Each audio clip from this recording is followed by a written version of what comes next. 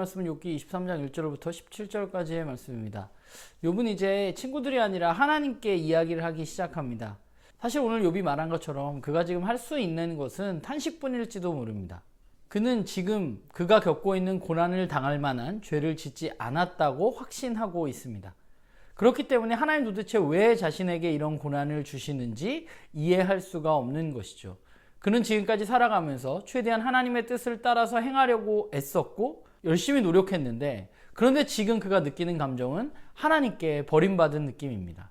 그는 이제 진짜 하나님께 묻고 싶은 것이죠. 도대체 나에게 왜 이러시는 거냐고.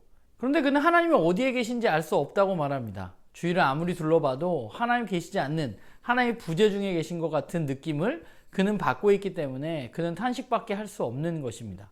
그런데 욥에게는 한 가지 믿음이 있는데, 그 믿음은 무엇이냐면 하나님이 이 세상의 주관자가 되시고 자신의 삶의 주관자가 되신다는 사실입니다. 그렇기 때문에 하나님은 자신의 이야기를 그냥 듣지 않으시는 분이 아니라 자신의 이야기에 귀 기울여 주시고 온전한 판결을 내려주실 분이라고 그는 믿고 있는 것이죠. 그러나 그 믿음과 더불어서 그에게 드는 또 한 가지 감정은 두려움입니다.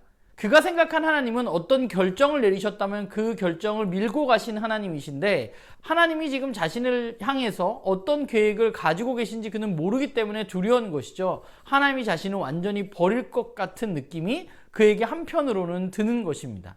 그의 마음에는 하나님에 대한 믿음과 하나님에 대한 두려움, 이 두 가지가 함께 있는 것이죠. 사실 오늘 본문 중 10절은 우리가 욥기 중에서 거의 유일하게 알고 있는 구절 중에 하나입니다. 사실 이 구절은 하나님의 진리라고 보기는 힘듭니다. 이 구절은 욥이 자신이 처한 상황 가운데에서 하나님에 대한 기대를 가지고 했던 고백의 일부분입니다.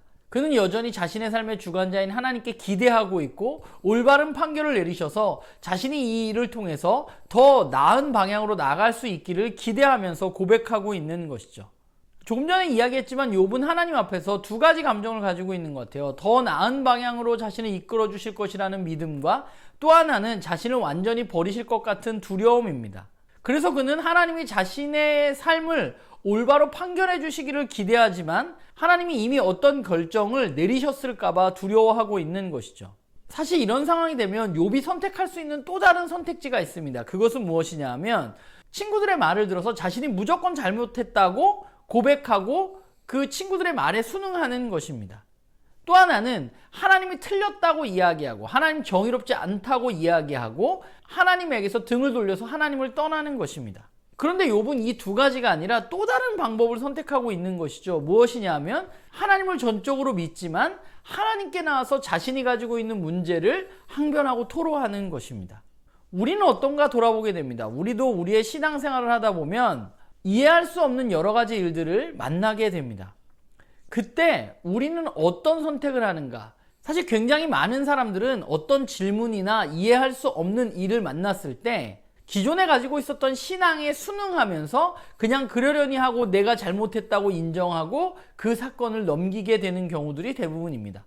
쉽게 말하면 욥기에서 친구들의 말에 순응해서 내가 이해되어지지 않음에도 불구하고 내가 잘못했다고 이야기하고 하나님의 올바른 처사를 구하는 것이죠.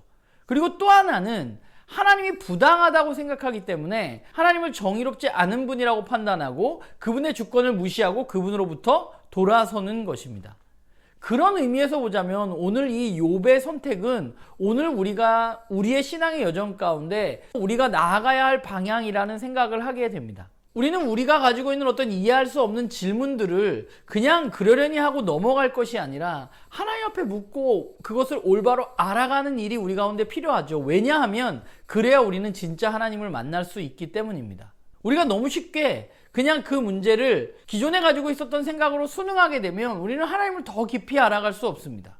그리고 또 한 가지, 하나님 정의롭지 못하다고 생각하고 하나님을 돌이킨다면 하나님으로부터 영영 우리는 떠나게 됩니다.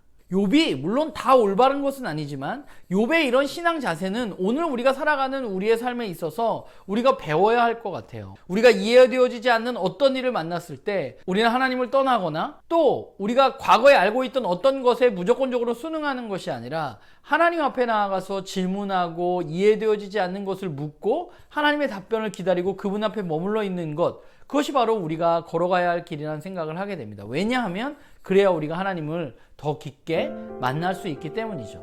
사실 저와 여러분은 하나님의 결정을 무조건적으로 따를 수밖에 없는 존재들임에 분명하지만, 그럼에도 우리의 신앙의 여정 가운데 이해되어지지 않는 부분들을 하나님 앞에 소리치고 하나님 앞에 나아가는 그런 일들이 우리 가운데 일어나기를 주님의 이름으로 간절히 소망합니다.